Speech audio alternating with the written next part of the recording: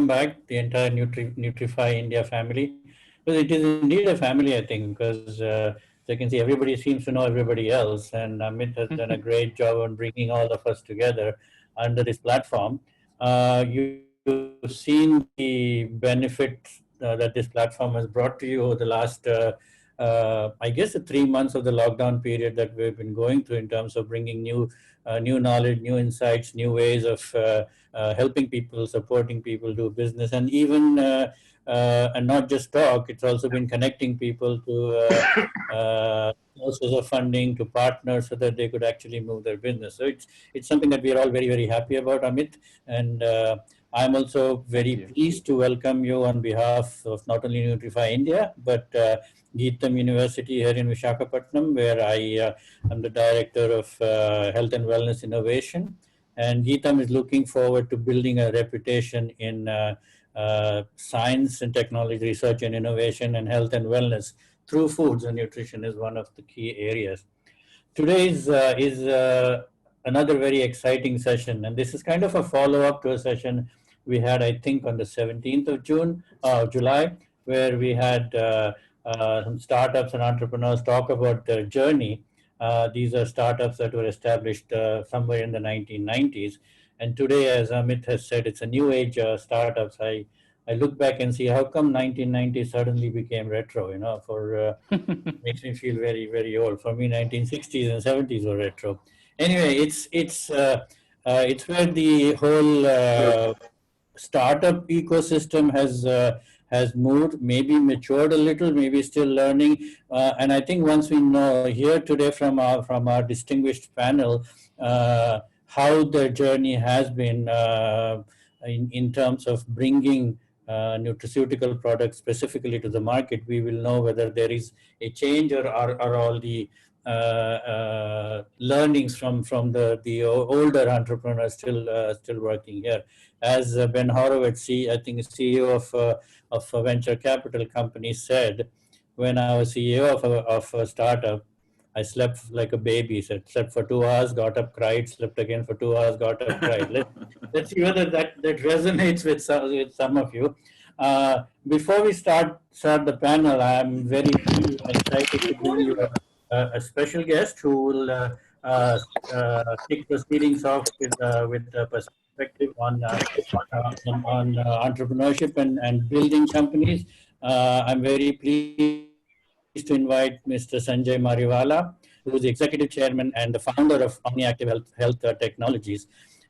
He has a lot of experience in health ingredients and health mixes, and he's leading one of India's preeminent manufacturers and exporters of nutraceuticals. OmniActive has pioneered an integrated model of agri to formulation supply chain, which is a very interesting thing that I particularly am very taken with, and I'd love to hear what Mr. Mariwala has to say. And not only that, it's successfully growing at about 17 to 18% annually. Sanjay also leads the industry in terms of creating opinion and influencing by heading the Herbal and Nutraceutical Manufacturers Association of India, among other positions that he holds. So I'm very pleased to hand you over to Mr. Mariwala, who will start our proceedings today. Mr. Mariwala, over to you. And thank you so much. Thanks a lot. First of all, thank you for inviting me today. I think it's a pleasure to address this August group. I've seen it evolve, and I think Amit has done a wonderful job of putting them together and working on, as you rightly said, helping, facilitating, and networking people together.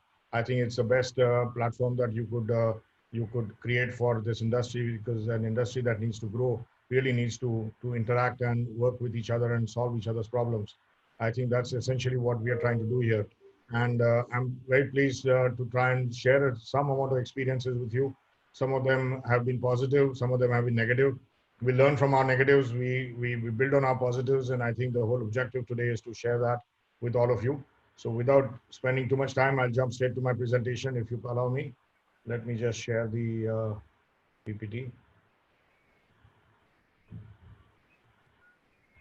In the meanwhile, may I request everyone to please mute their sound, and also turn the videos off so that we save bandwidth. We can turn them on when necessary later on. So I thought this was a great topic in nutraceutical startups, why some succeed and most fail. Um, I'm not too sure whether there have been many failures, but there have been some failures in this industry. I thought this would be an interesting place to start. Let's look at what are the potential of the industry in India, and maybe we start with that to look at why this is an important topic. Okay, I think the Indian market has a potential to become the Nutra capital of the world, is what I believe in firmly. It is competitiveness of the industry has demonstrated yearly growth of, just let me move these out from this side. Okay. Now, it has demonstrated a yearly growth of about 15-20%. I think the rising disposable income, consumer awareness is driving the domestic industry, which is slowly starting to evolve and form. Uh, Increasing use of nutraceuticals has led to a thriving competitive landscape. It's an ideal manufacturing hub for global value chain with ample availability of ingredients. We also cater to a thriving export market.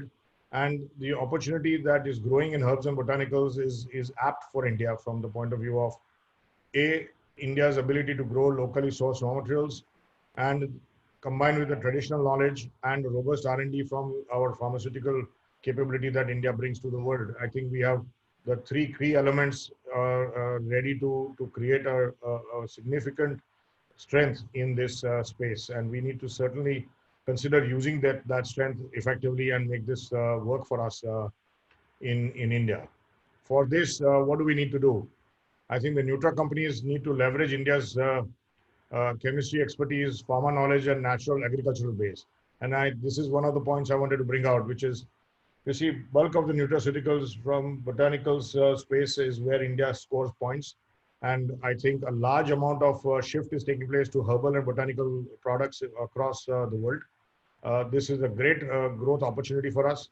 And if all of us not dependent on what the forest produce creates, but created plantations or agriculture-based linkages to the farms, we can create significant competitive advantage in our ability to cater to the world. This will generate and build awareness on our capabilities, and then building awareness on strong science and related claims can come out of this, which can help the Nutra companies do a better job. I think we need to link up with customers, bring the feedback, and continuously enhance products.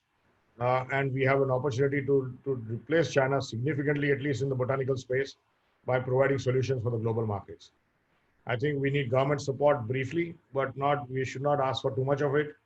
Raw material production incentives will improve natural agriculture base. When I say incentives, we are not looking for subsidies. We are looking for an incentive to be able to get it done with some tax breaks, perhaps with a little bit of support and positive policies. Medicinal plants seed research is certainly an area where the government can help again. It will drive innovation. Policies on product standardization is something we should jointly work with the government to get done. And we need, you see, any industry that's evolving, sometimes we get a message from the government saying you are too small, so you don't get all the attention. But nothing started, none of us started when we were 30 years old. We all started when we were babies. So do industries. They start when they start taking baby steps, and they need nurturing, they need curating, and they need some support. And that's really what we are asking for, more in terms of attention and somebody listening to us and helping us solve our problems more effectively. So creating a dedicated desk at Ministry of Commerce and FSSAI, I think, is one high-level recommendation we should make to the government as well. Now, way forward for India. Why is it important to focus on innovation, and why is that innovation critical to future growth? I think that's the key. As I said, we have many resources at our disposal, ingredients. We have the ability to do scientific studies. We have educational research institutions. We have technology in this country. I think we need to really create innovation using that and creating a differentiation in our products. And that's what really makes innovation work in an ideal way. And that's really what we need to focus on. India needs to clearly state for itself a mission of creating innovative, differentiated nutraceutical products. And I think if we create a holistic future of farm to formulation, I think we can address real consumer needs, building long-term trust in India's capabilities. Let's deep dive a little more about these, about the key aspects of the journey from the beginning. Most startups start with an idea, okay, and rapidly growing nutraceutical industry is driven by increasing consumer interest and awareness, has caught the interest of many who want to enter the industry, build a strong brand, and leads to an idea which entrepreneurs are passionate about. Startups succeed when the idea translates to a robust business. So the important point here is to address a clear identified consumer need and create value enhancement and addition of by the products. This is really what the concept should be or is generally for most people to start with. So what determines success or failure? Okay. Invariably, you see commercial viability, identifying right opportunities, and asking the right questions. These are the fundamental tenets of making this work. Commercial viability, assessing before getting into the business, proactive approach to strategic and innovation focus, and right questions in terms of who, what, why, and figuring out the answers patiently. I think this is what leads generally to one steps to success. A great idea, but commercial viability not evaluated. Reactive approach, which is incorrect perception about opportunity and short-term vision, or rush everything and compromise on such necessary activities, paving way for the future. It creates future trouble. And I think these are the key elements that we need to keep in mind. These are very simple formulas for success or failure, but fundamentally everything works on simplicity. I mean, nothing complicated here.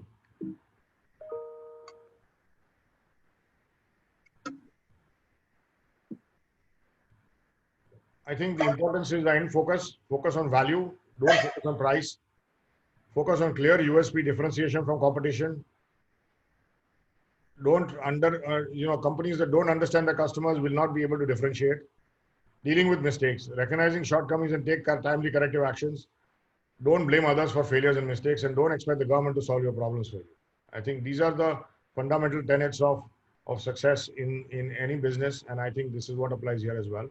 More so when we're dealing with customers who constantly want something new and different. You really have to talk to them and continuously discuss and get that clarity into your focus. I think the industry structure is an important element that we need to talk about, B2B and B2C startups. What are the elements for a B2B nutraceutical startup? Okay, science and innovation, I think, is one of the core tenets of making innovative product development, keeping long-term objectives in mind. Verification of source and ingredient viability before entering into commercialization. Scientifically backed and validated claims to address a clear customer need. Regulatory, a clear understanding of regulatory aspects of the specific product, directly linked to business plan in terms of potential opportunities and constraints. We are talking about the markets, we are talking about which markets you can cater to, which markets you can't. Operations, focus on quality management systems and supply diversification. I think these are the two key elements of operation competitive strengths. And financially, good control over financial matrices and contingency and risk management systems in place to account for unseen and unplanned costs. Who would have seen that COVID was going to come and hit us significantly? I think these are the challenges that we are going to face. So there is going to be unseen and unplanned costs. We need to build contingency and risk management systems appropriately.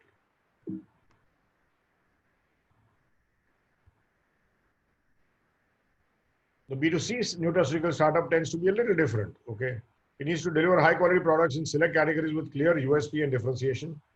Focus on simplicity for easy consumer understanding. Don't complicate the consumer's mind because they find it difficult to make decisions. Timely market entry without spending excessive time on research on technology and products. Innovative and science-driven products with benefits that generate value for customers, I think is important. You know, I'll give you an example. If Bill Gates would have waited to make the perfect Windows 95 Windows system software, I don't think a Windows would have ever been launched. In so many years that he has been around, he has created 95 or $100 billion worth of Windows, and none of which are perfect, and they fail.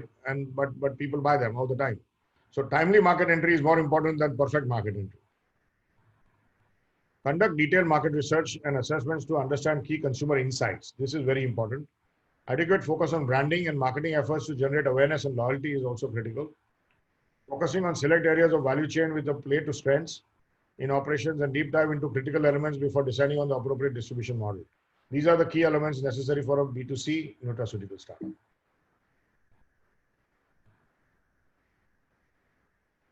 So let's talk about the key takeaways based on this. What I would like you to remember is inspiration is what creates value, while imitation is what reduces value, which is why I say, don't copy others, differentiate. Okay, think differently, be inspired. Inspire yourself in the business and the world will respond to you. Focus on delighting your customers in new, meaningful ways. Design will come naturally and easily, almost as if guided by nature. Don't mimic the business DNA. It's impossible. It's unique for each company, and it should stay that way. Build your own DNA. Don't transplant it. Track business competitors and market leaders. Don't blindly follow them. They will either take you to hell or to the court. This is just a simple. We have not inherited the business. We have borrowed it from our children. So we need to build it to make sure that we are successful and we create something for the future of this world. Thank you. That ends my show. Hopefully this was useful. Very useful, Mr. Mariwal. I think a lot of wisdom in there and a lot of good advice for entrepreneurs, indeed for anybody who wants to do business. So I think it's something that should hold us in very good stead if we follow those. As we move on to the next part of our show, I wanted to introduce to you to the key moderators of today's session. It's a very it's a powerhouse moderating group, and I'm very pleased to welcome them. I'd like to welcome first Mr. Yoni Glickman, Chairman of the Board and Management Consultant and a venture partner. He runs his own company right now. Prior to this, he was President of IFF Natural Solutions and Fruiteron Natural Solutions. So he brings a lot of not only big industry experience, but also experience in terms of setting up, running businesses. Our second panelist is Mr. Chandramouli. Chandramouli is a chemical engineer with more than 30 years of experience, and he now sees and also TRA Research, which is a brand consulting firm. He has done a lot in terms of building brands. He's managing editor of the brand and India's most desired brand, and he is indeed a very good addition to our panel. He is also on a few weeks ago for us. And finally, I'd like to introduce Dr. Sundatta. She's a motivation and e-commerce leader in Nutraceuticals. Currently, she is the founder and CEO.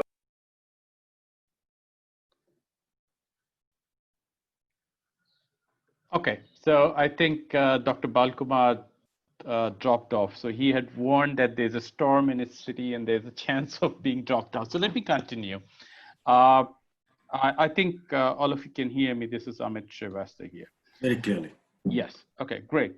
So Dr. Balkumar had talked about Mr. Chandramouli, and we are now with Dr. Somdatta. Dr. Somdatta is also going to be moderating this session, and her background is she's a serial entrepreneur, TEDx motivational speaker. She's an e-commerce leader in Nutraceuticals. Som founded a company, and she's the CEO of Acidus Global, which is headquartered in New York City. She's also an ex-board of Kotler Impact and global mentor at Google Launchpad. So this is the powerhouse moderator, which is going to do multiple sessions. But to get things rolling, we have Mr. Yoni Glickman to take over, and he would introduce the panelist. And we've got an amazing panelist of the New Age Entrepreneurs right from the US. And there was one more from Israel. Unfortunately, she had certain urgency and she couldn't join in. So, and then of course, the startups from India, which are really making a success story. So we have them now here with us. And Yoni Glickman, I'll request you to take over, and over to you. Thank you. Good afternoon, everyone, and thank you to Amit and the Nutrify India team. It's a pleasure and an honor to participate in this very interesting session. And Sanjay, also thank you for the very nice for the very nice presentation. You talked about the Indian ecosystem, but I think that a lot of that really resonates very strongly with nutraceutical startups around the world. So, which I think is going to be part of our discussion today. So, so I'd like to welcome our panelists, as Raktim, Miguel, Sheta, and Sumini. One of the themes that I think that we're going to develop a little bit in the time that we have is the importance of just that, of time these days in building a startup. So using that theme, I'd like each of our panelists to take literally 2 minutes to introduce themselves and their company. And that's because I believe that every startup entrepreneur needs to have a well-prepared elevator speech, which should be typically certainly not longer than 2 minutes. So, so why don't you take it first? We take a couple of minutes. Tell us please about yourself and about your startup. Then we'll move to the other folks. Well, thank you, Vani. And it's very inspiring at this juncture to address and introduce myself. This is Raktim Chattopadhyay. I founded basically by education, postgraduate in human physiology and specialized in medical nutrition. Then I have been pursuing my PhD programs on nutritional interventions and hepatocellular carcinoma. And 2019, I incorporated the company Aspera Onco Nutrition, the nutrition company, which is totally focused to cancer disease management and the supportive areas. So we have commercialized our product last year in India, and we are looking for the international market now. We have set up now the office, R&D, people, everything in place. So we are looking forward to address the international market at this juncture. Thank you. You met the challenge super well. You did it in under 1 minute, so that was fantastic. Thank you very much. Let's take next Sumini, please.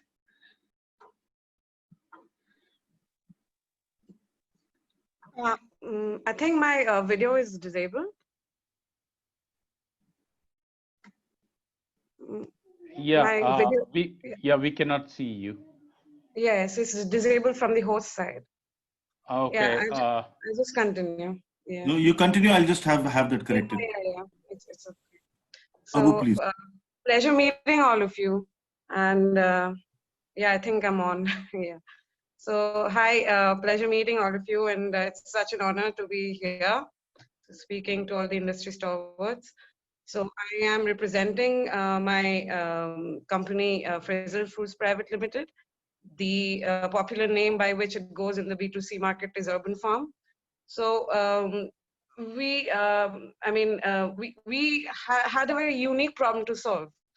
That's something, Mr. Maiwal has already touched upon, the farm to, industry to folks supply chain. That is an integral part of this nutraceutical industry, which is highly disorganized, unstandardized, and not at all scientifically implemented in the country.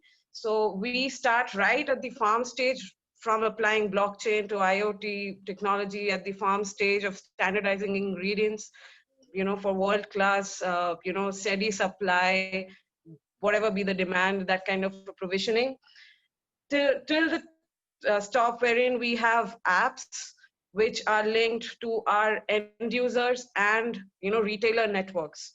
So this is an end-to-end supply chain that we are talking about when it comes to farm producers. Yes. So that is my company's introduction. Thank you very much, Sumini. Excellent. Thank you very much. Miguel, you're up next.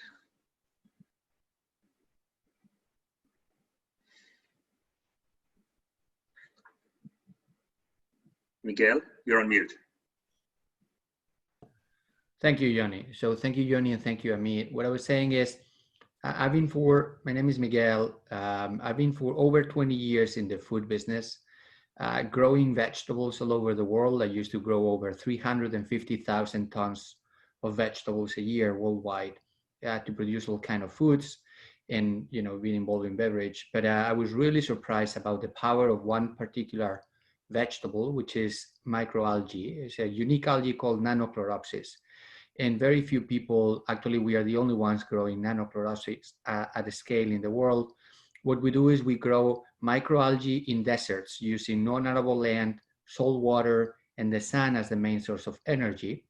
We consume CO2 and we release oxygen to produce two main things, which are really disrupting the industry where we are. One is a very unique omega-3. It is EPA only on a polar lipid base.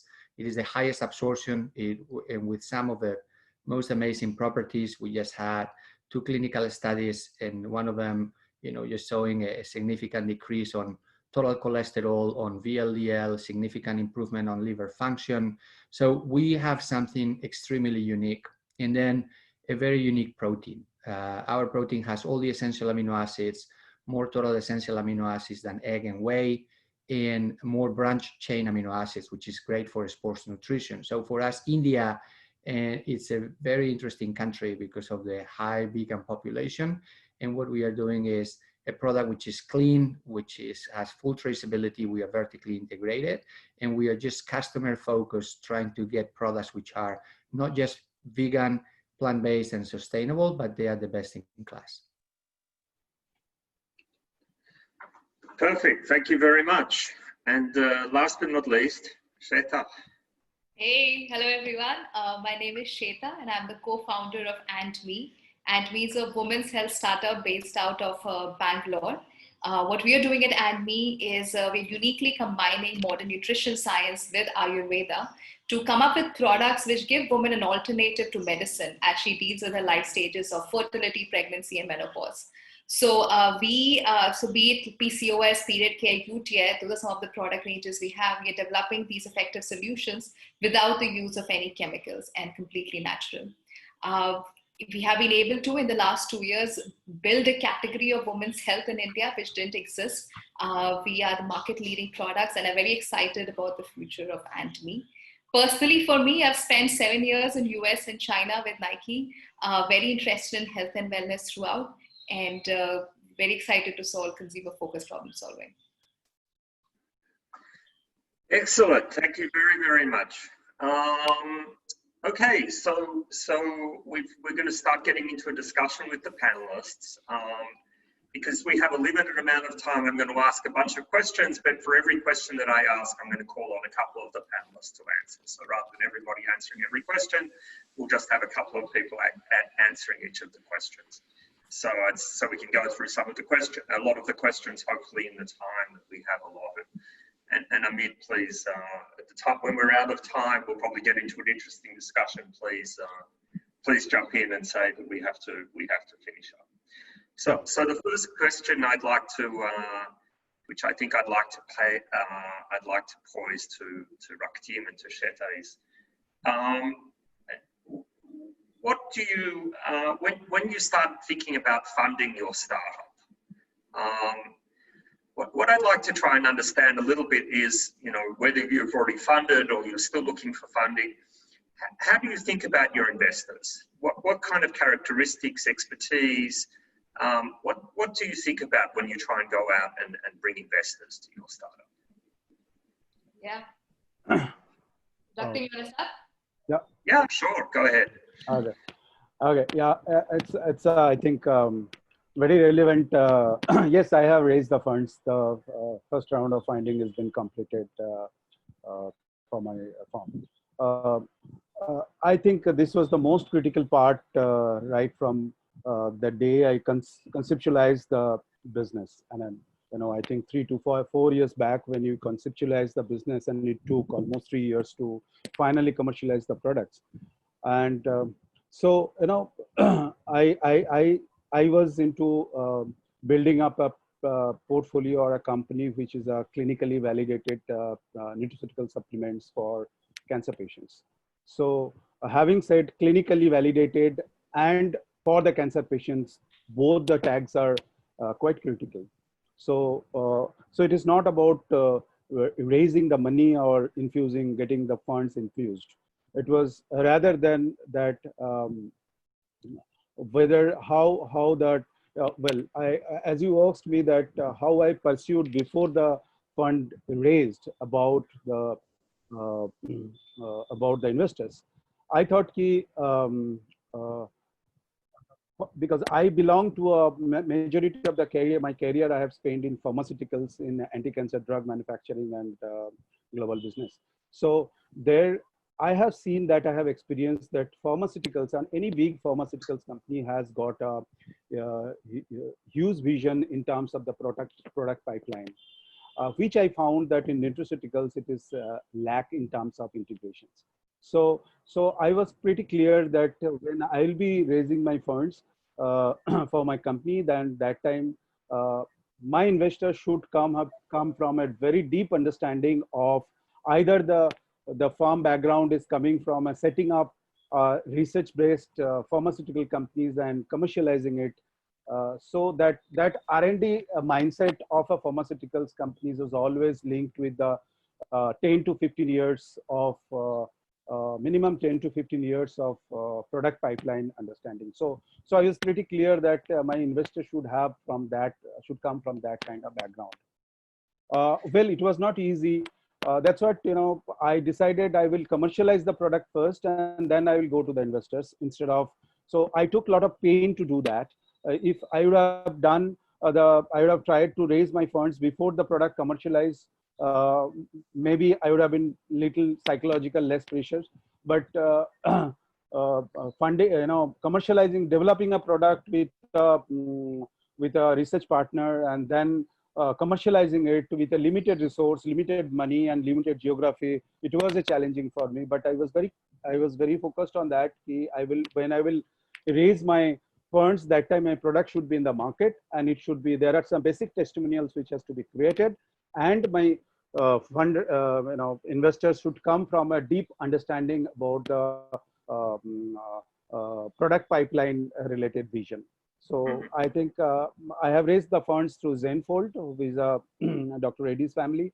So I got that kind of layer in terms of in my investment portfolio. So basically, I think that what you're saying, Raktim, is you kind of like bootstrapped until you got to the point where you could bring in someone who was going to be an investor, who was going to be strategic for you, rather than just going out for money for the sake of money. Right. Shipa?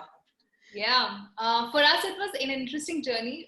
We had spoken to almost 10 plus investors, and the constant answer we were getting is women's health is a niche market. And because women's health is a taboo subject, even big companies in India were not there, only the pharmaceutical companies played in this field. So for the longest time, it was hard to convince the investors that there is value in investing. And the key things that we were looking for, because we knew, we had spoken to thousands of women, so we knew opportunity existed.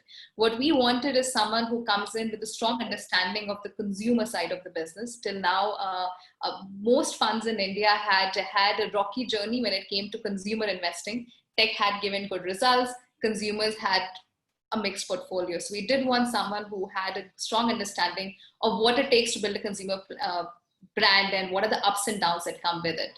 The second thing is we weren't just looking for money. We were looking for someone who comes up also with a network and connects us to more DTC companies and advisory panel, because it wasn't a replication business we were doing. We weren't copying someone, we were building something fresh. And more than me and the co-founder, we wanted more senior folks who can come in and advise us on the group path and navigate the challenges we go through. And third, definitely we wanted someone who was more long-term in their thinking and is visionary and was ready to bet on a bigger idea and had more patience. And we've got a mix of investors now, but the strategy, it's been 2 years since the startup. The strategy has been, we're trying, take little money, prove the market, take a little more. So we are unlike those startups who are able to raise huge amount of front and be able to grow it. Our story has been, let's take it, let's grow and grow the journey. Very cool. I think that the only comment that I would make from me personally is that, I think both of our panelists talk about bringing in more of a strategic investor and also someone who has connections in the industry. One of my observations, I think also for working a little bit in the venture space, is also that I think that the investor, and I say it's a little bit like going out, getting married again, right? So it's in a way, it's sort of like a second marriage, or maybe the first marriage, I don't know, depending what stage you are in life. So I think that there needs to be also the personal connection. So I think that we can talk about all of the business things, because it's, at the end of the day, it's a very intimate relationship, right? And the entrepreneur needs to know that he can rely on the investor and that he can have a close relationship in thick and thin and all of those kind of things. So just maybe just something else I wanted to add to it. So the next question, I think, is a super important one. They're all, I think, important questions, but the next question for me is one of the most important things. It's a little bit about resilience. And actually what I'm going to do is for this one, I'm going to ask everybody to give us a quick answer on it. And it's a simple question, but it's an important one. And it's, what is the biggest hurdle that you faced, and how did you overcome that hurdle? So I'm going to call on you first, Miguel, to answer that question. So I always say that it is easier to change the world than to change consumer habits.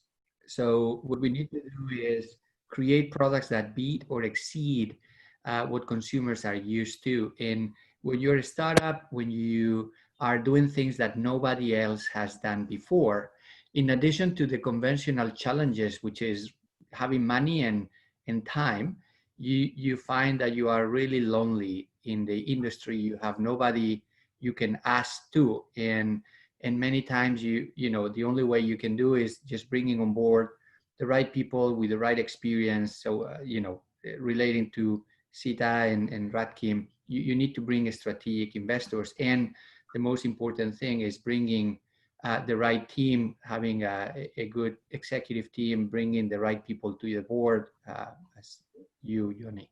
So the biggest hurdle is how to create products which are attractive for your consumers when in an industry that nobody has done it before, with limited resources and not having anybody to copy, as Sanjay was saying before. Thank you. Sunimi? Yeah, thanks for the question. So this is an interesting one, especially given the nature of our business. So, you know, the hurdles have been at different levels. So, you know, like Miguel said, like, you know, it's very hard to change behavior of people, especially in a complex country like India, where you're dealing with, you know, absolutely non-filtered population, like the farmers, the retailers, the, you know, different stakeholders. There are a lot of political hurdles in this. So this is an unfiltered stakeholder that we're talking about. So each of these stakeholders have their own problems. You know, for example, the farmers will have the problems of trusting you, the credit systems, the, you know, the logistics. Like it's a very complex situation. The political people will have a, you know, their own, you know, agendas. So, and we have white labeled around 1,000 retailers who partner with us. So them breaking away from the existing supply chain of procurement, coming to us, convincing them.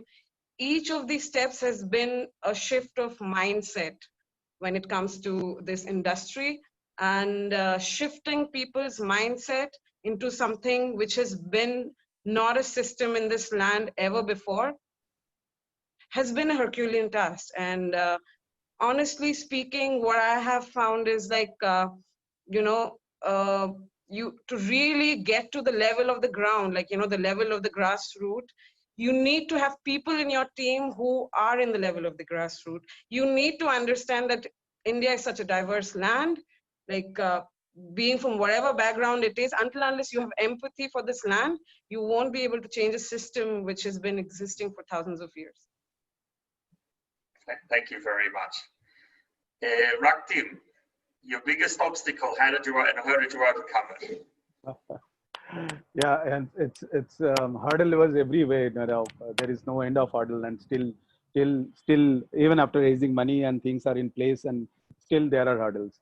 So I think that one of the biggest hurdle, if I have to articulate at this juncture, apart from raising money, I would say that obviously is a hurdle for any startup to, you know, these things. But you know, I would say differently, because my portfolio, entire portfolio, has been focused to make a difference in terms of overall approach, overall acceptance of nutraceutical science in the field of oncology. So since I started, I have chosen that key customers, key oncologists from pan India level. So now, so with a restricted resources, we had to reach them, and we had to talk about and to bring them into that discussions that the way nutrition has been intervened in the practice of oncology, it is somehow we can make it better.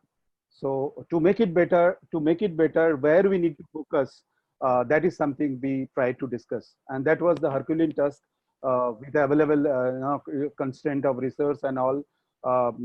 It was very difficult, because so many years it is going on. I am not saying that I have completely overcome that. Yes, but we got certain clues, or there are certain validations, certain vote, or certain partners, advisors who are today on board to, today I'm not alone. At least more than 200 oncologists are also talking about the same line we wanted to talk. So that's what I would say the biggest hurdle I had. Thank you, Ramki. And Sheta, finally you.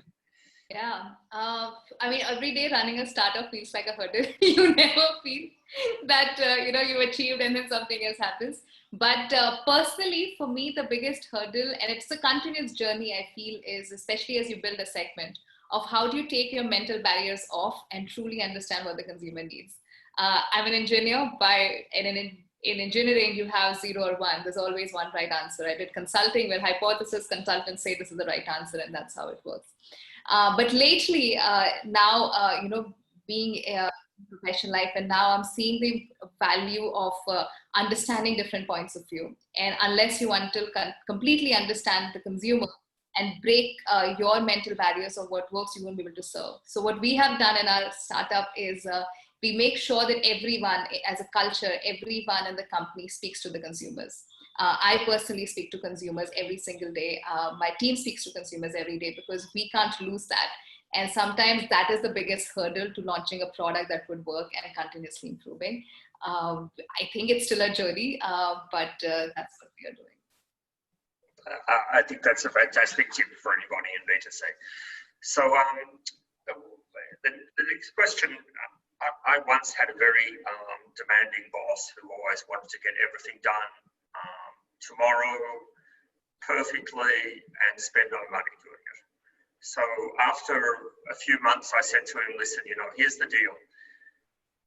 Between doing something well and doing it quickly and doing it cheaply, you can choose 2 out of 3, right? You can't have all 3. You can choose 2 and I'll do the 2 out of 3, but I can't never do the 3 out of 3 for you. So the next question that I wanted to ask you guys is, I think that in your startup, you're obviously your 2 most significant resources perhaps are time and money, right? I mean, we're in a hyper-competitive world. Time to market is super important. Of course, nobody ever has enough money to do what they want to do, right? So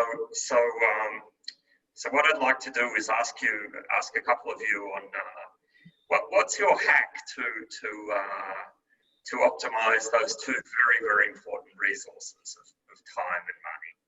So, Sumini, why don't you start?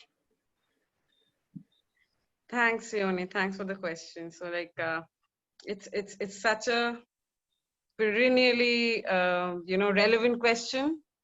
Every day is there at the back of your mind, because it's like however much money you have, it's always limited. So, so the thing is that so I haven't given a background about myself. So this is my 3rd startup, and I failed my first one. Second one was a successful one, and this is the 3rd. So I feel between time and money, there is no correct answer. There is no one correct answer. The taste, how much you prioritize each of them at a certain point of time, a certain moment, and certain day of the month, depends on your business acumen. The more, you get experienced in doing business, the clearer it will be for you to take a call, which is the best at that point of time. There is no, one cut answer to it, but to experience, to falter, rise up, and then understand, like, yes. But yes, when it comes to prioritizing on basic social things, like, for example, the morale of the employees, the morale of the farmers, for example, when you get entering a market new, the morale of the retailers, these are very emotional and sentimental people. They are not like C-level executives, they don't think like us. So their patience level, their trust on you is dependent a lot on the money. So when you need to prioritize on money, you have to prioritize who are the people who should have it first. You can rather go without money, have a fee of your core team can go without money, but the people who is going to take you for the long run, you need to focus there. I feel is what I feel that'll take your business really long. Yeah. Miguel. So very quickly, I always run lean organizations, but the most important thing, in my opinion, is time.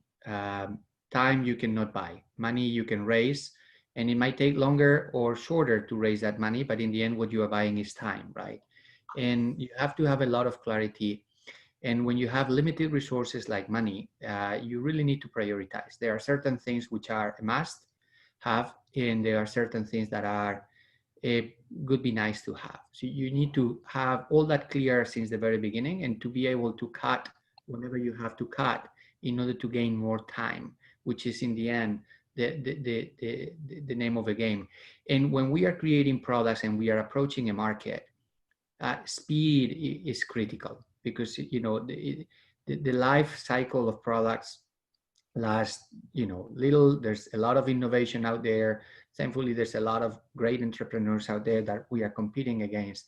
So time is the most critical thing, and in a startup it's even more, because in the end time means money, right? Of course you need both, but in the end, in my opinion, it's all a matter of time. So what you were saying, Yoni, that boss wanted you to do everything by tomorrow and all that, which, by the way, I have experienced a lot of that learning curve working with you. I think that's the right approach. We need to go as fast as possible, as perfect as possible, and as lean as possible. Thank you very much. Sheta and Raptin, let's talk about team a little bit, which I think is also a very important aspect. So what I'd like to ask you is, how do you choose your people, and more importantly, even perhaps, how do you decide if you have to decide to you made a wrong choice, and the flip side of that is, how do you retain the good people? Yeah. I feel people is the most important aspect, especially as a startup. You feel like you have no time, and the last thing that goes on the list is hiring. And once, if you don't focus on it, you lose out on what could be done with that team. So we've taken hiring very seriously. I've learned, I was at Nike before, so things that I've learned, and I try to applying it a bit in my startup, is one, you definitely need people, is what I've learned, because at startup, and if you're not very well funded, you can't get the best people who are best in fields. So you need to get someone who is very passionate, someone who has a deep hunger. And you need to figure out for what reasons they have a deep hunger, but they have a deep hunger and passion to achieve it. So even if they are not perfect and they are not the market expert in knowing X and Y, they would give their 1.2x, they would give all what it takes to grow the company. So I think that's number one thing that I try to look for in a new candidate. Second is understanding of the basic skill set. In a startup, you don't have time, and especially as you're learning a team, of very lean team, you don't have time to mentor, coach from the very beginning. So you at least need someone who has the basic skill sets to get the ground rolling in day one. So these are the two things I definitely look for.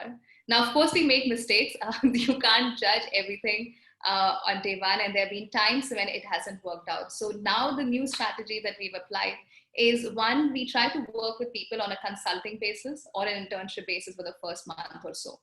And that allows both sides to understand what they're coming for and actually see them in a work context versus an interview context.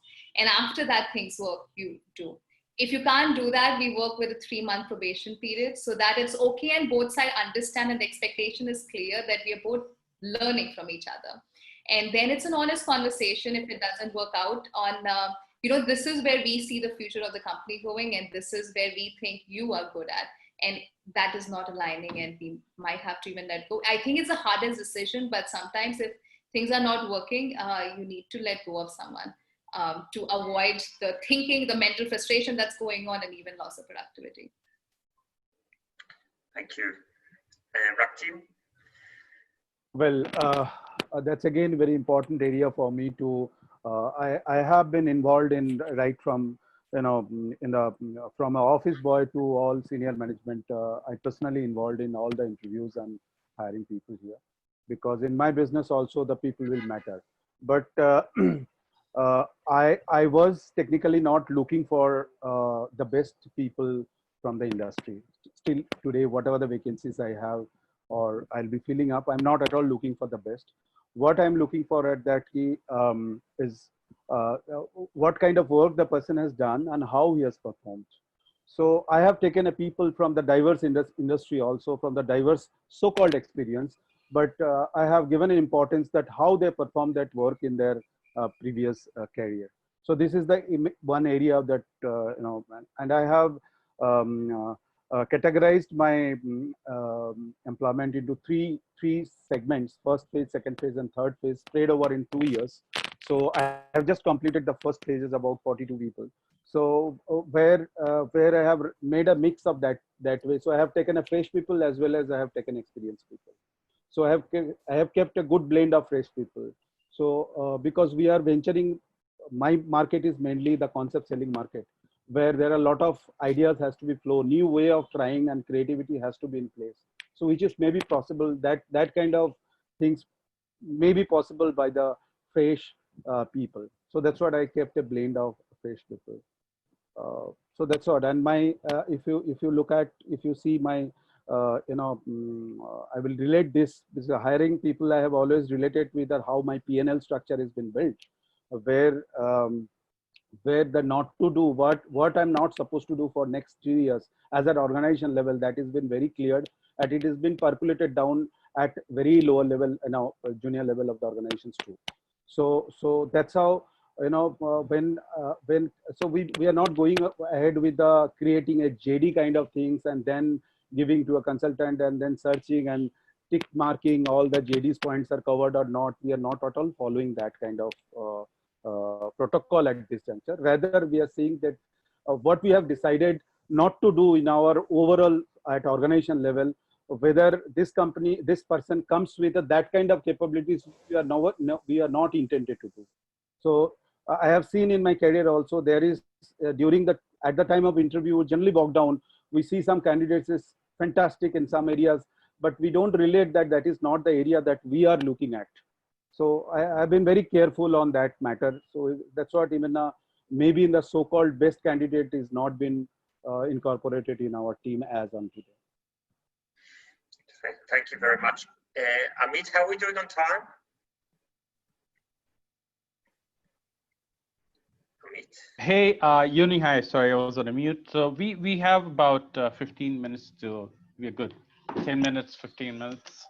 Oh, okay, perfect, great, thank you.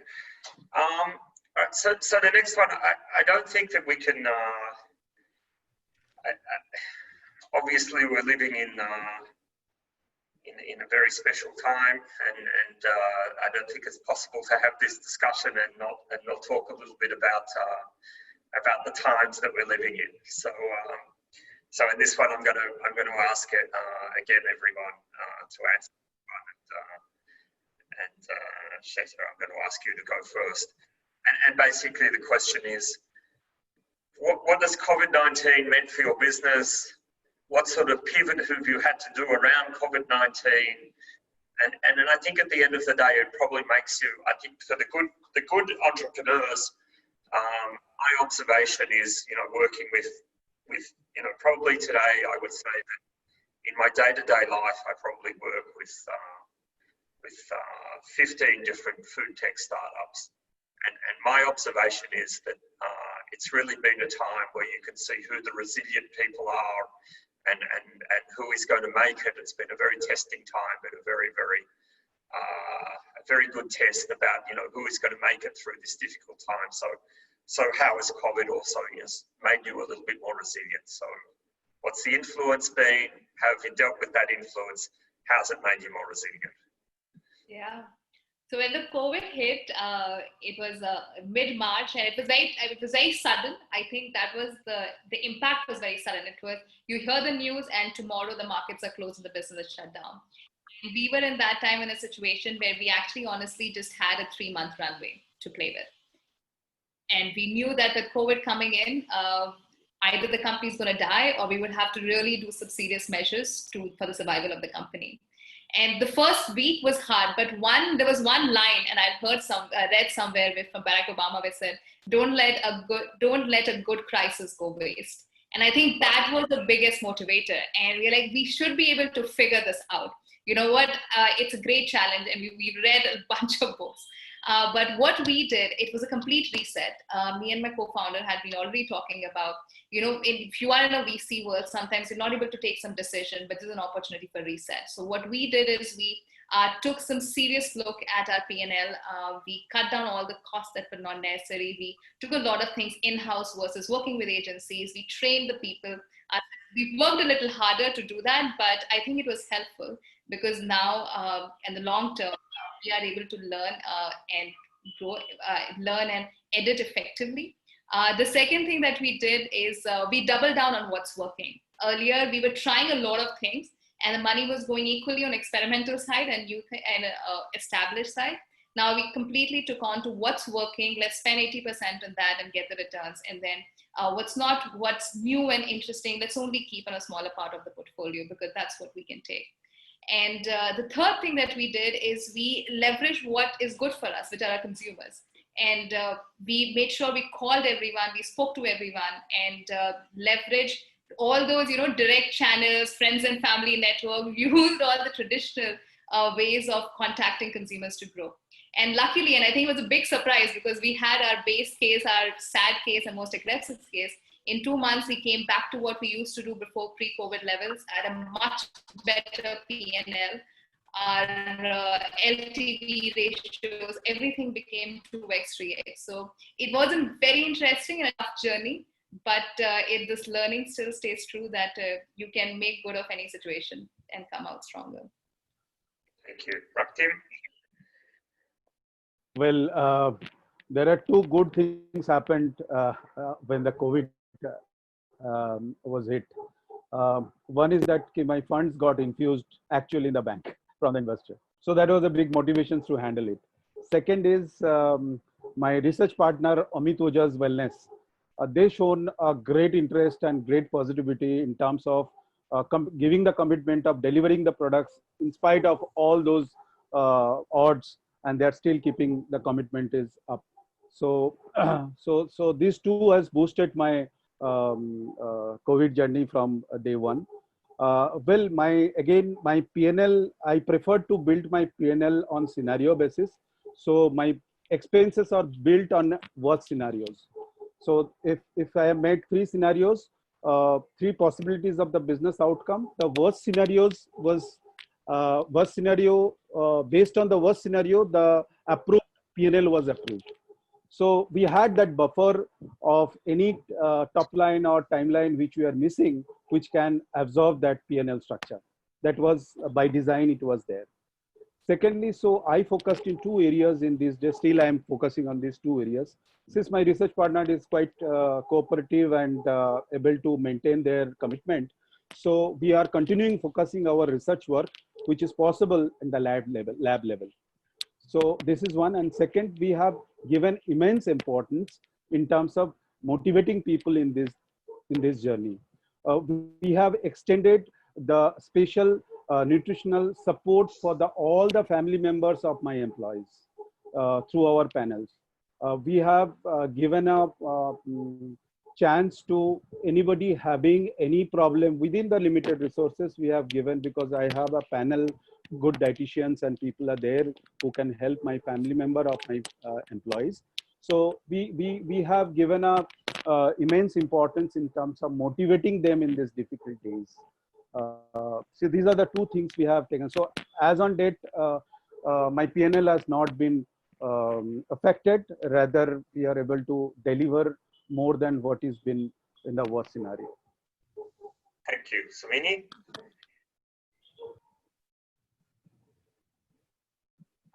Sumini? I think she got stuck. You got Yes. frozen. So Miguel, why don't you take it until she gets back? So, I mean, what Sita has said is, you know, basically what we've done. Can you Really, hear me? Sorry? No, it's okay. I mean, there's an internet issue. Sumini, do you want to go? Go back to Samini. Sorry, Johnny, who? Yeah, go ahead. We'll go back to Samini after you. Okay. So basically what I was saying is what Sita defined is, you know, what we've all done, right? The only thing I would like to add, so is cutting everything that is not essential and getting ready. In our case, you know, our first half of the year has been, I mean, surprisingly good, but there's a lot of uncertainty. So you need to prepare the company for those uncertain times and cut absolutely everything and be on a war mode. It's easier to build afterwards than have to keep cutting continuously, because you kill the morale of the people. So it's better to cut once, to cut deep and do it.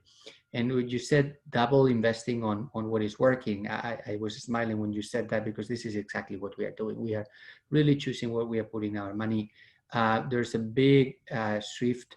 So we are in over 10,000 stores in the United States, but we are now putting a lot of focus on D2C, on the digital side, because people are connected on the internet. There's a big opportunity there. So we've been investing a lot into that, and we are moving our company. It was already part of a plan, but if, you know, we are really lean and really digital oriented right now, in addition to the brick and mortar stores. But we've advanced, like what we would have done in 5 years, we've done it in 5 months.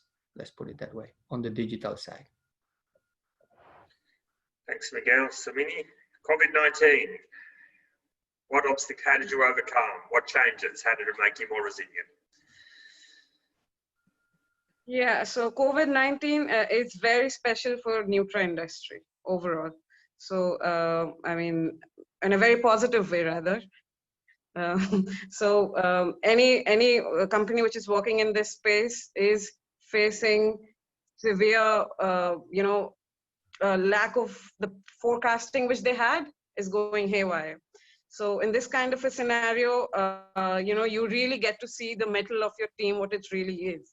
So, and then, this was a surprising thing that we got to see, like, wherein, the basic thing that will keep you going is the can do, will do attitude. Come what may, there were times we didn't have money for the next day, and but we had to somehow, raise some funds from somewhere by tonight and get things moving. And, very adverse situations. Like, we are in our office, where the city we are in, it's in a very deep red zone. Like, no human beings were allowed to even walk out. So in spite of having no office, I mean, walking out in the streets, things were really bad.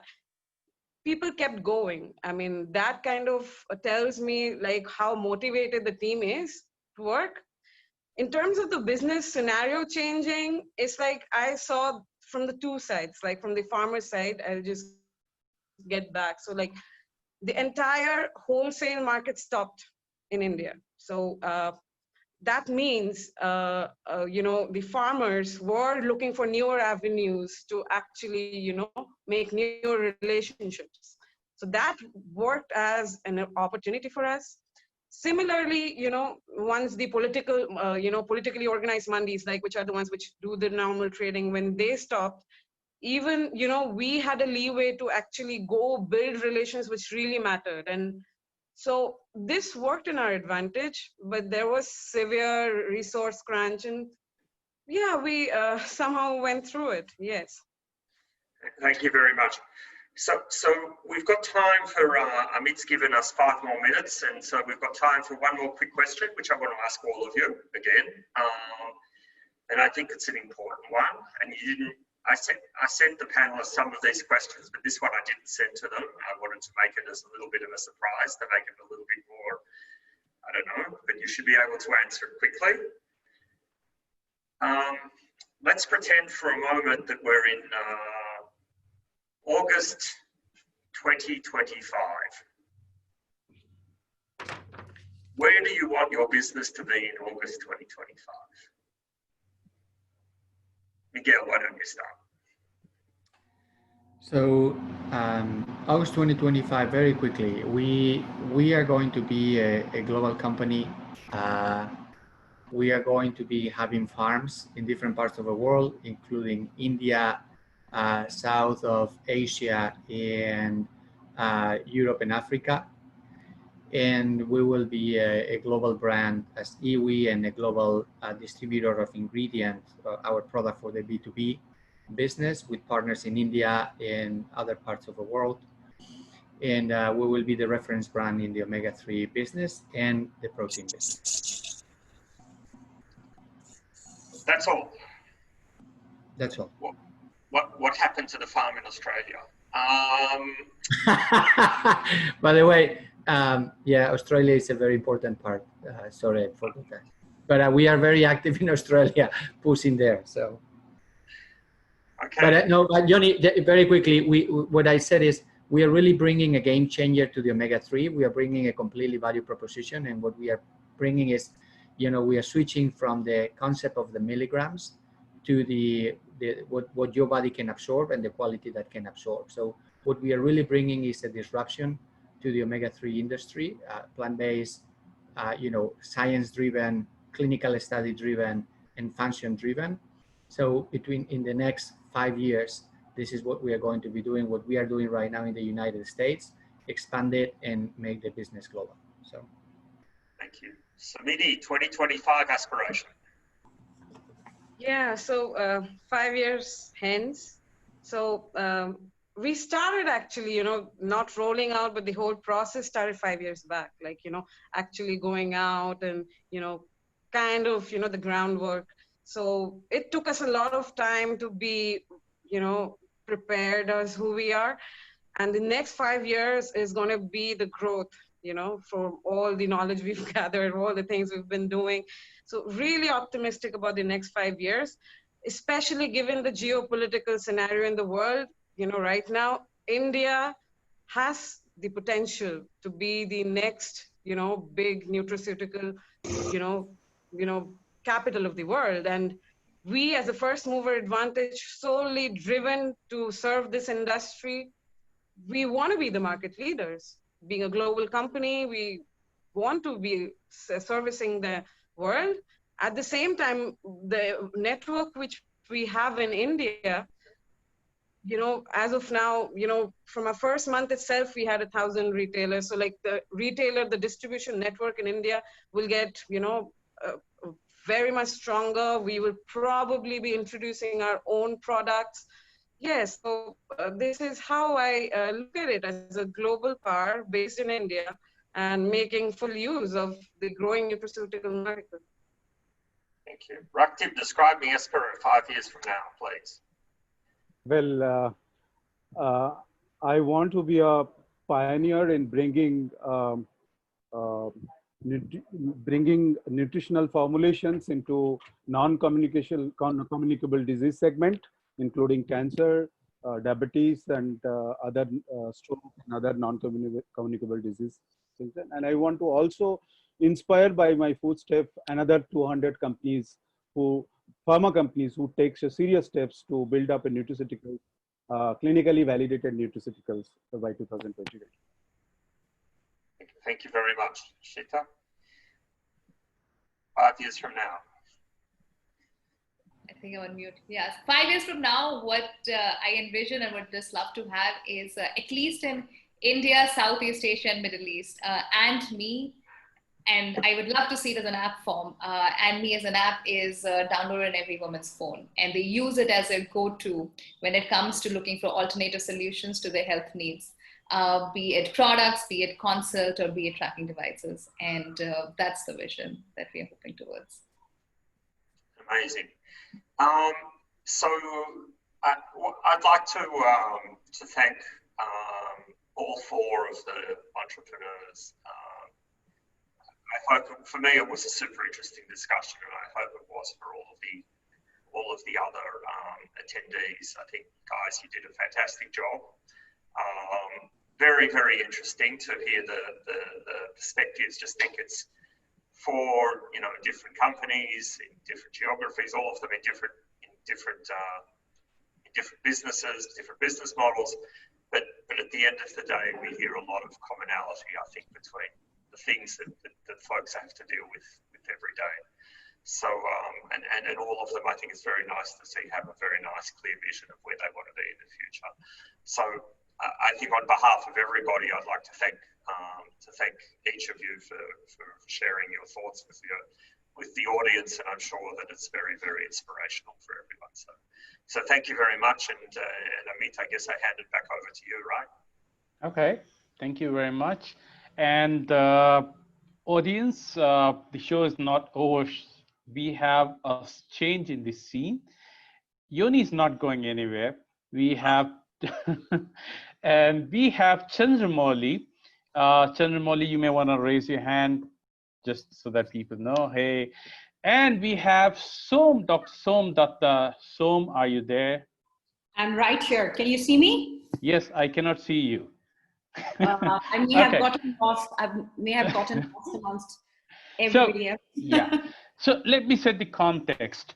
Chandramouli, so we all heard Yoni talking to the new age entrepreneurs. Very interesting. 17th of July, Chandramouli had interviewed the most successful entrepreneurs in nutraceuticals, and they all started in the range of about 1990s. And they were large. We had Dr. Majid, Mr. Arun, Mr. Suresh, Mr. Shyam Prasad from the respective companies. They're pretty large companies. Now, he brings in an insight. So we have a proven model. They're big. And Chandramouli had an opportunity to get deep into what really made it happen for them. Now, there's a kind of a, maybe I'll talk a little negative, but then I see a point of confrontation because, what I heard from the team here was kind of a little, not a serious deviation from what we learned on 17th of July. So, Som, I think you have a serious task of drilling down Yoni and Chandramouli and filtering out what will work in today's context for the startups in anywhere in the world in the field of nutraceuticals. Right. So over to you, So. Thank you so much. Thank you, Amit. Thank you so much. It's an absolute pleasure to be. I think this is my second, webinar versus interaction that I'm doing. Thanks to the Nutrify India team, and kudos to you for hosting such amazing, intelligent conversations. Well, I've had the privilege of interacting with Yoni on several occasions, and what we see today, especially the post-COVID pandemic, and yesterday when I was talking to Mr. Chandramouli, one of the things which is going to be very interesting to debate and discuss with these two stalwarts is that the impact of Industry 5.0, which is now post-COVID all about hyper-personalization, which not only drives the Nutra sector to move away, or rather look at omni-channel and especially digital commerce with a lot more focus, focus and integrity, what is the impact is going to be. Plus, when I listened to the previous discussions that Mr. Chandramouli had, where of course my dad belonged to the same school of thought. I come from a family of doctors, and some of his friends were really large pharmaceutical and nutraceutical bigwigs, because Calcutta is where my family hails from. They all believe that equity is something that you should not part with. investment is something that does not drive the mandate. When you have a consumer base that is ready to adopt to products, what matters is great product portfolio, intelligent innovation, and R&D driven infrastructure. That is what leads to consumers' loyalty and consumer mindset, which will lead to long-term success. That's significantly changed, right? Means I am a completely e-commerce entrepreneur who doesn't believe, like, I wouldn't say I don't believe in retail, but I have no role in retail at all. But I have a $100 million enterprise completely driven by e-commerce. And here are two stalwarts. One who's seen the 90s era, who understands the importance of brand, who understands the importance of equity. And we have Yoni, who's invested in new age entrepreneurs in the nutraceutical segment. So it's going to be a very interesting conversation. So Yoni and Chandramouli ji, thank you so much for being a part of this discussion. And Yoni, I'm going to start with you because you were interviewing this esteemed panel of really new age nutraceutical entrepreneurs, nutrapreneurs, like I call them. And they all talked about importance of great talent, importance of innovation, but most importantly, importance of funding. In all of these things, Yoni, do you really believe that great innovation cannot survive without funding? Or is it that if you have a great product, consumers will flock like ants because that's what drives actual loyalty and penetration? So I'll start with you, Yoni. Thank you very much, Sol. I was hoping you were going to give me a rest, but obviously not. So look, I think it's a great question. I think Sanjay started off by saying you have to be innovative and differentiated. That was one of his conclusions. And for me, I think that's it's really, that really is, it's as strange as it seems, it needs to be, it has to be a given, right? I mean, if we're not innovative and differentiated, really, there's probably no place for this startup entity, right? So first of all, I think that, one of the big differences that I've seen over my lifetime is that, people could have been innovative, 20 years ago, but they had more time. And they had more time because 20 years ago, I remember when I started my career, running around the world. We all know the stories, but for me, I used to run around the world and I didn't even have a cell phone with me, right? And that's not that long ago. It's not in the Middle Ages. It's 25 years ago. So today we live in a world of hyper competition. And not only we do live in a world of hyper competition, we work in a world of fantastic visibility of what is going around the world, which also drives even more competition. So, just as an example, which is maybe not completely connected into the nutraceuticals world, but in the food tech world, which I'm very, very involved in, I've probably seen over the last 3 months, 10 different companies which have pitched me on cellular growing of meat, right? So this is the big thing now, we want to be able to grow meat at the cellular level and not have to kill animals and so on and so forth.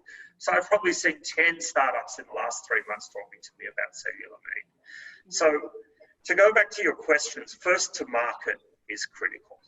And first to market is critical. When first to market is critical, the only way often to be first to market is to spend money around that first to market. So you can have the greatest product in the world. I don't believe that consumers flock to them anymore. You need to be go out and talking about your product. It may not be the greatest product, but you need to be the first people out there.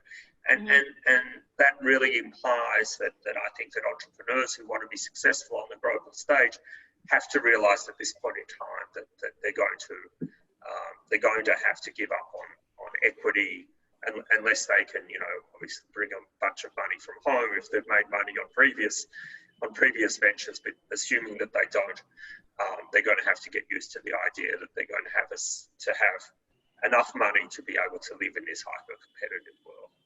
Right. I think you said that beautifully, that, first thing that I picked up is the first to market, because I believe that, there's a concept of parallel thinking, because people do think alike. And therefore you see a lot of brands that have similar ingredients and similar portfolio, but the brand that sticks with people is the brand that really markets themselves well.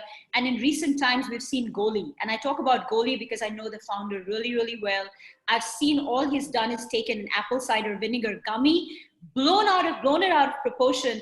And just on Amazon alone, Yoni, they're clocking in $2.7 million of monthly revenue on one SKU. So with that, I want to talk to Chandramouli.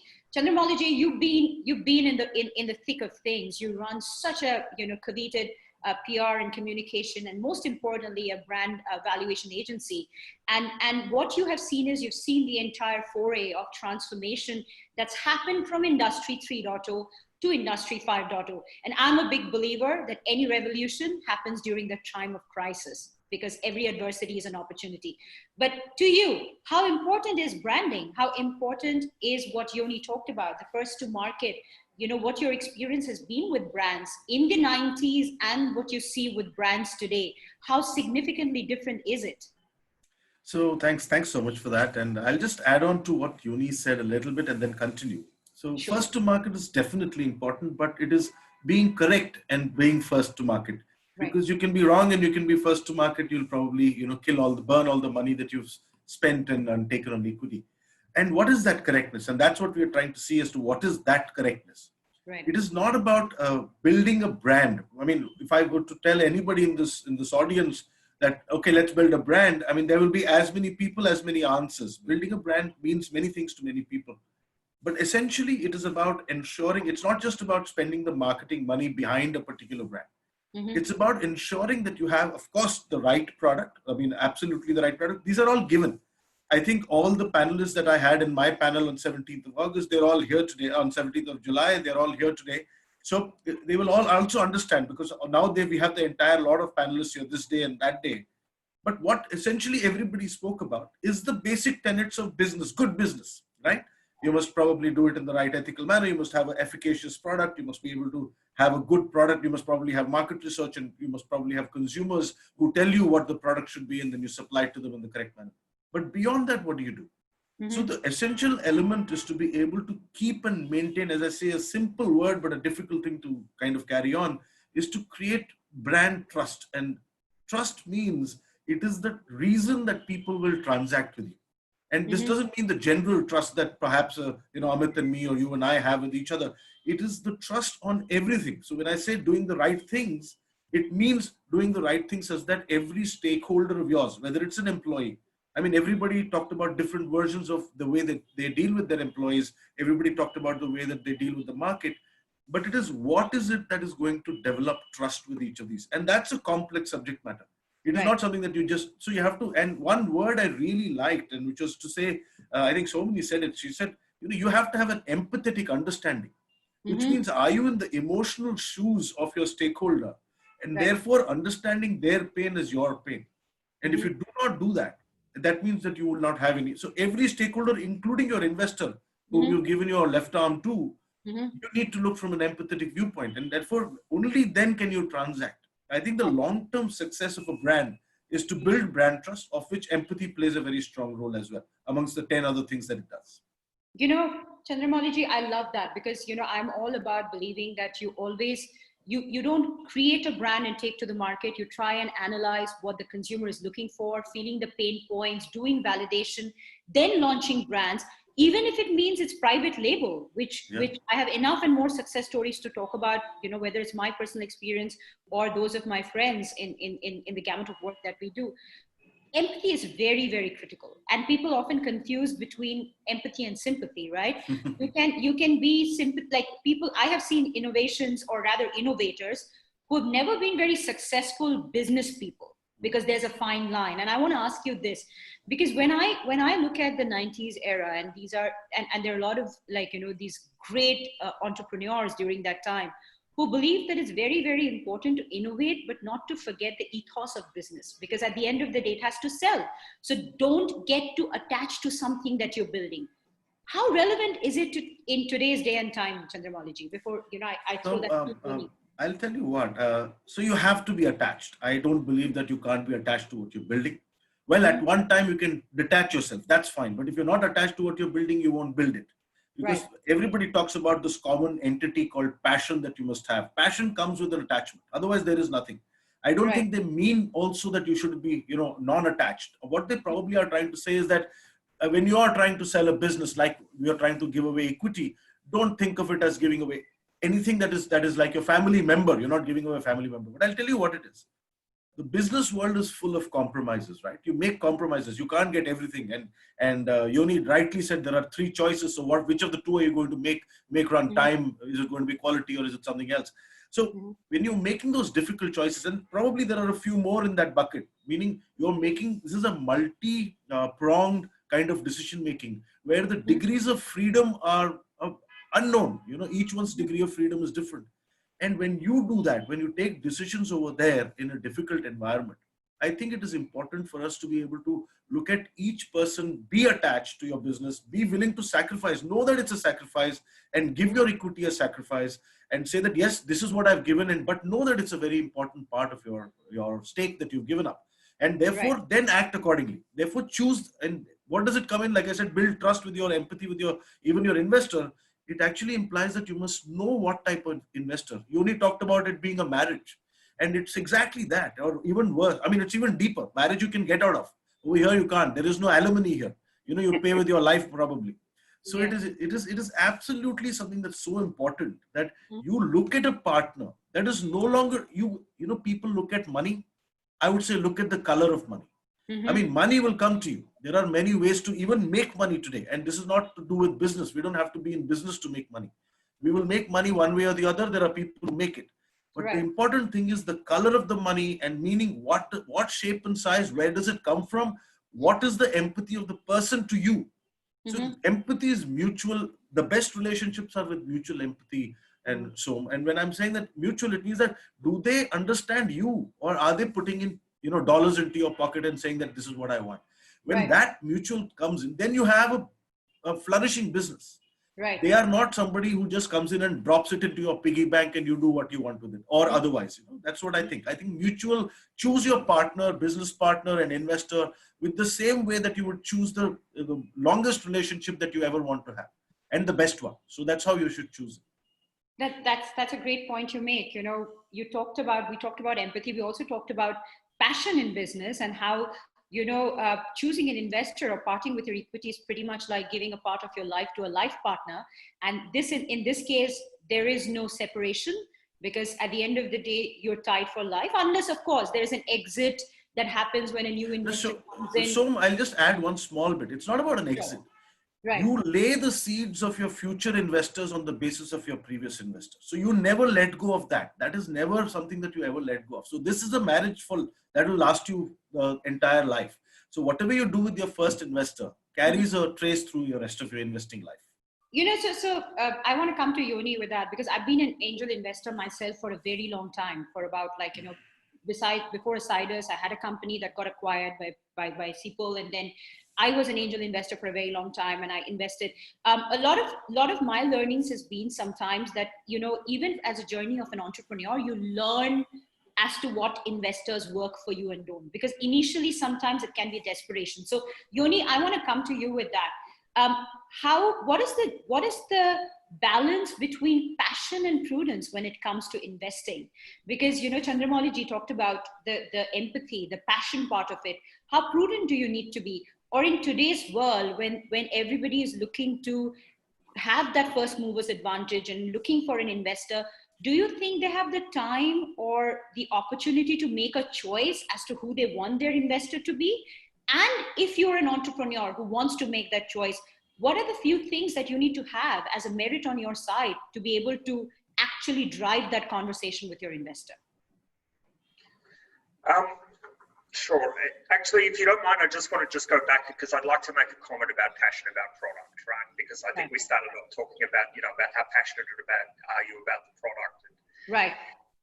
So I just quickly like to comment on that, because I think there's something important here for me, which is, we say the sign of intelligence is to be able to keep two conflicting ideas in our brain at the same time, right? So you see a lot of entrepreneurs who are very, very passionate about their product or their service or whatever it is that they're doing, and they have to be passionate about the product. The problem becomes when they start drinking their own bathwater, as we say.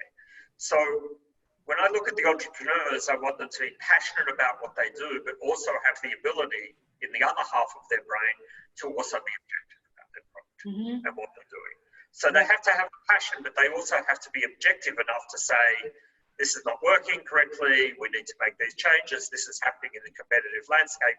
And really I see very, very often very passionate entrepreneurs, but their passion doesn't allow them to have that very, very important objectivity. So which really leads me, I think, into the question of, I think often with the investor. So, I commented when we were talking about investors that I thought that there needs to be, besides obviously you preferring to have somebody who has a strategic understanding of the business and the ability to support that. But to be realistic, not every startup has that, has that ability to be able to find a first investor who is strategic and who manages to bring connections. If you can find that, that's fantastic, but it doesn't always happen.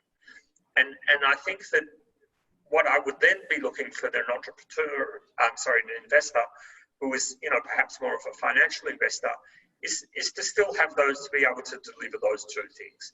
So to be passionate about, whatever you're trying to develop, to understand it and really to connect to it on an emotional basis.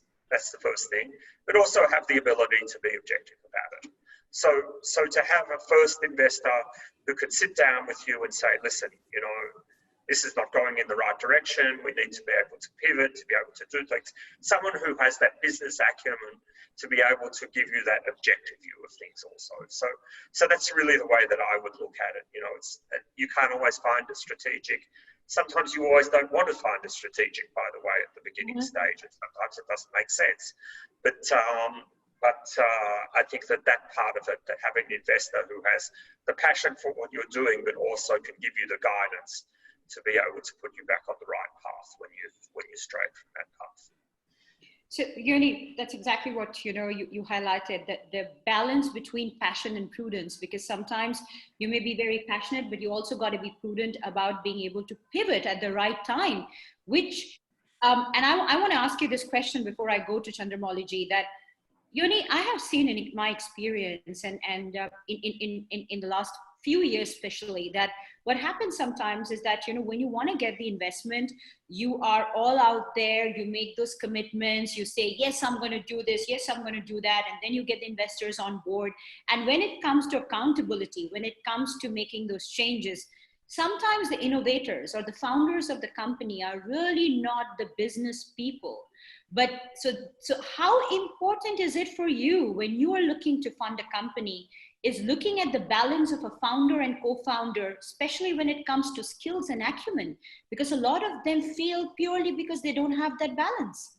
Because one is a great innovator, but knows nothing about business, and he wears the hat of a CFO, wears the hat of a CMO, and takes the company down the drain. So as an investor, how important it is for you?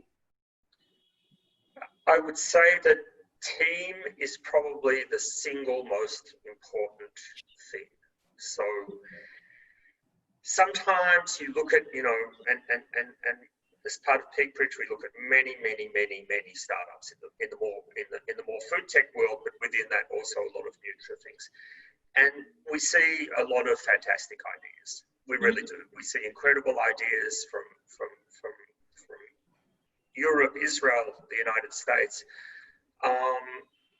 But what we don't see very often is very good balanced teams. And when I say, and it's exactly what you say, the balanced team, which has both the passion and the prudence, which has the technological side of things, but also has the business side of things, that you see that you have somebody there who can also be financially prudent over the journey. And I think that a lot of the time you also need to look for the people who are willing to, who are open to being coached, to being, to changing their plan if they have to pivot. So for sure, when we look at the funding side of things, the first and most important box to tick is who is the team. I think that articulates it really, really well, Yoni. And Chandramouli, I want to ask you the same question. And because I know a lot of our predecessors, especially the 90s entrepreneurs, they said, we can hustle and do it all. And it sometimes stays all in the family. Skills can be taught. It's okay. You know, you need to have a great business idea, rest everything falls into place. How true is that? So have people mitigated away from that idea? How open are they to integrating with the new generation? Because now a lot of the big brands are acquiring the new age nutrapreneurs into their verticals, because they know that it's smarter to acquire than to spend that money and time innovating by yourself, and especially when you belong to a certain generation. So if you can throw some light on that transition that you've seen and the role of team play into that.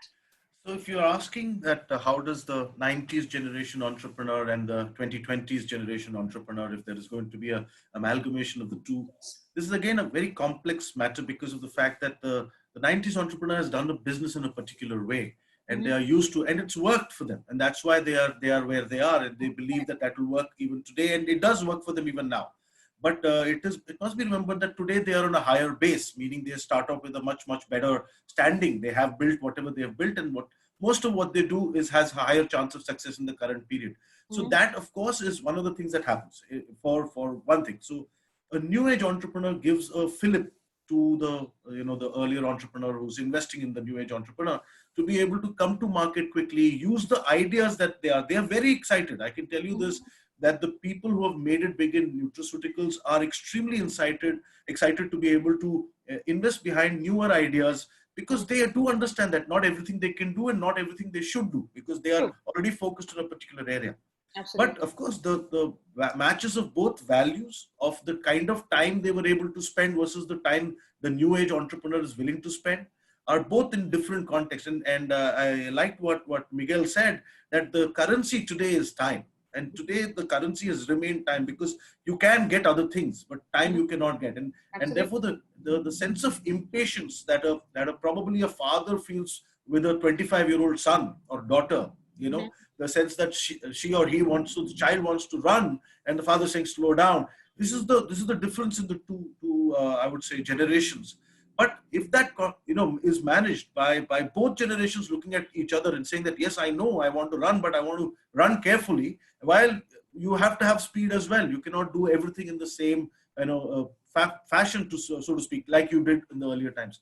So that comes to a middle path. Without that, I don't think there is the old age entrepreneur and the new age entrepreneur getting into a discussion that's going to be productive in the long run. I think that.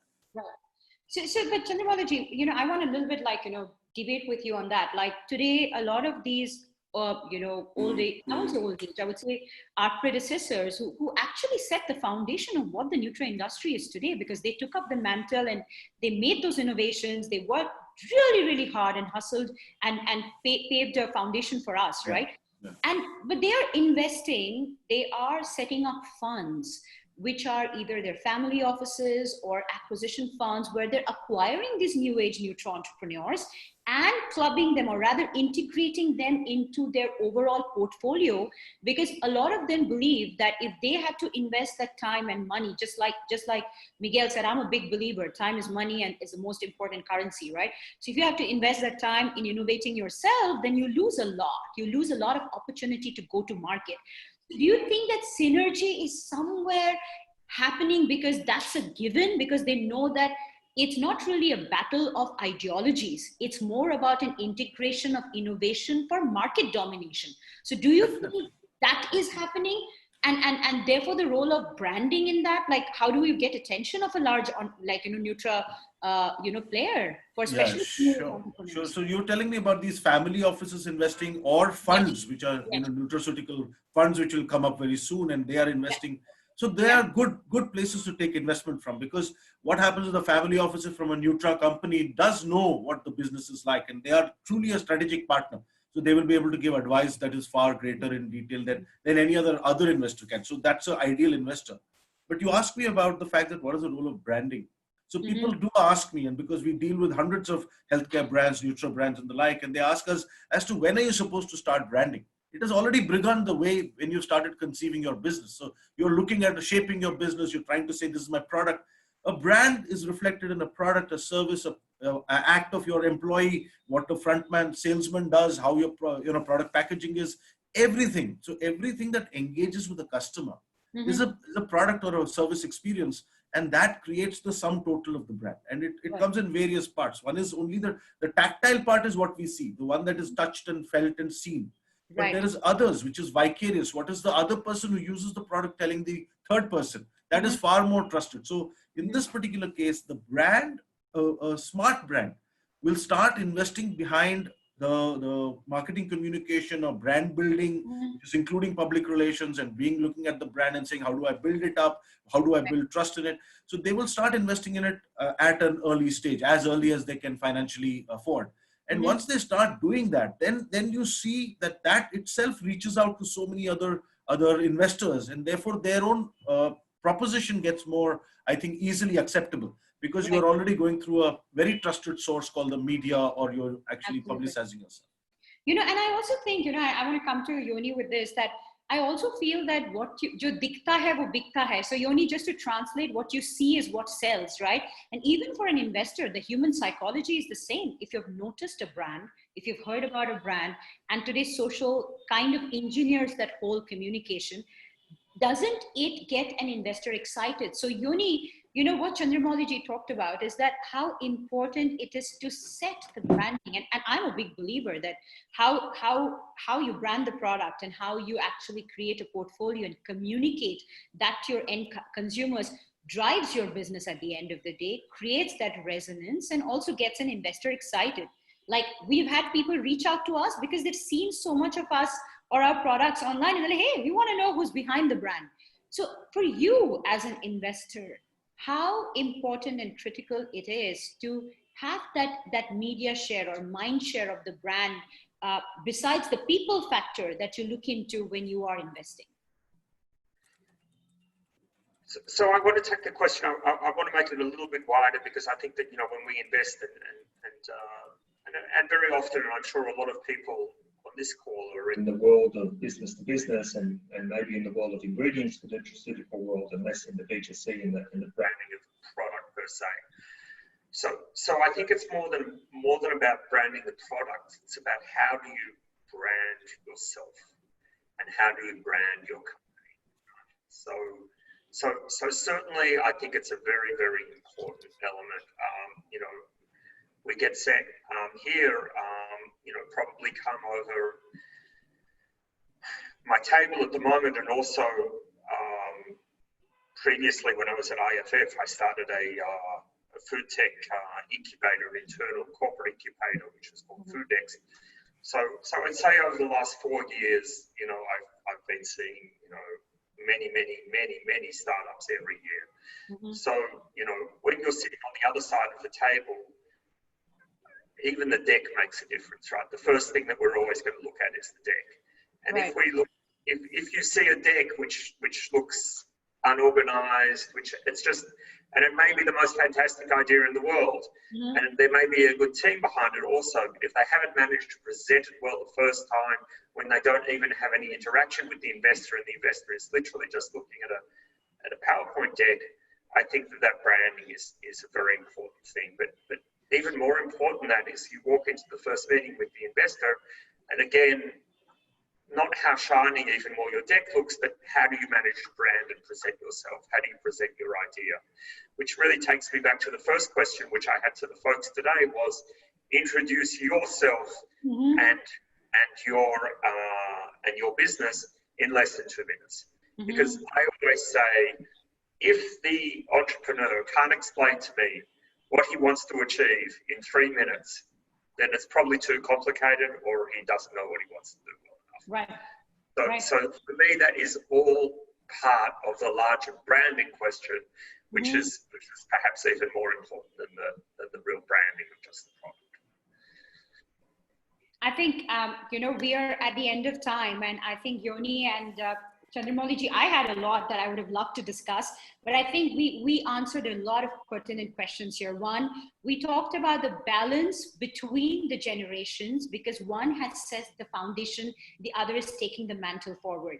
We also talked about how important it is to be very strategic and smart about the investors that you're choosing because it's more integral than marriage, and it's something that's going to last you a lifetime. So very, very critical to choose.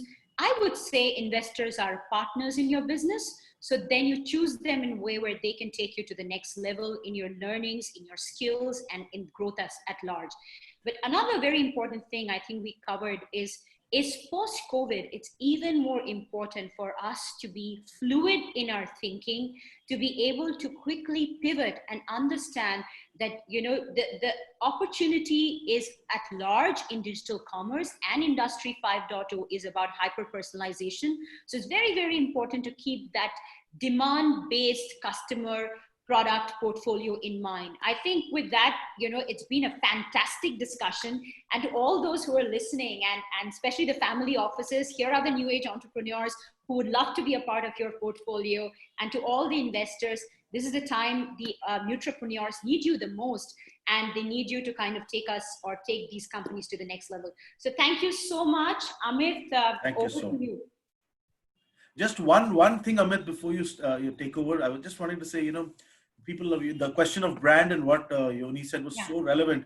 The elevator pitch that he talks about, it answers the question, who are we? You know, you ask anybody, you'll have a complex answer for your product. And you know, this is when I started.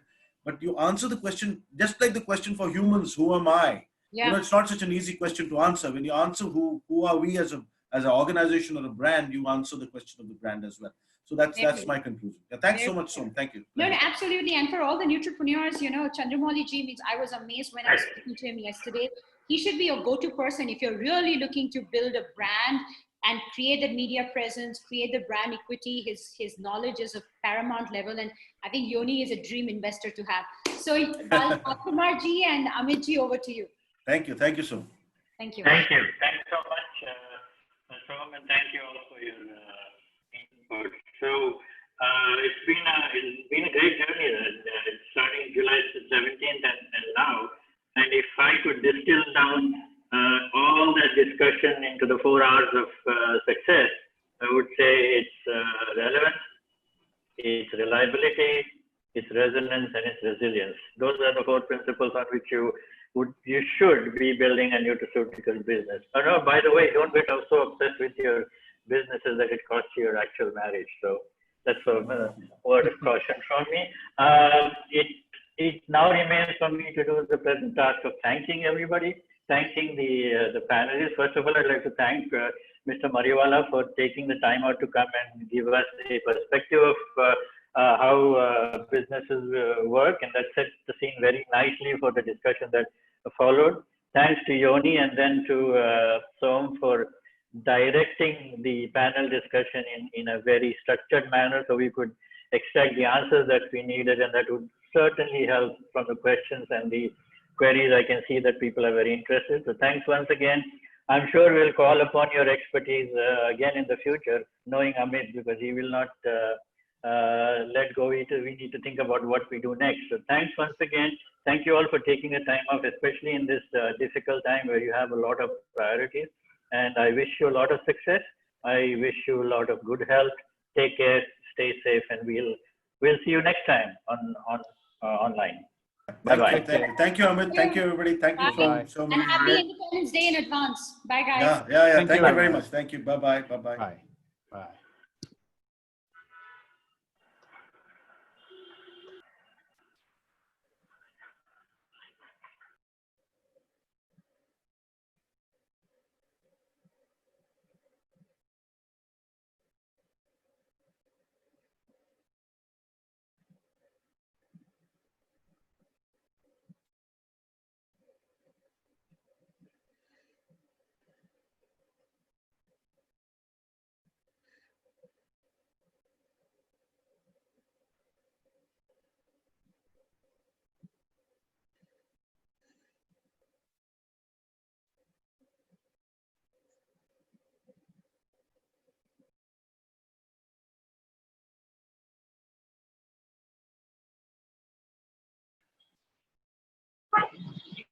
So 15%.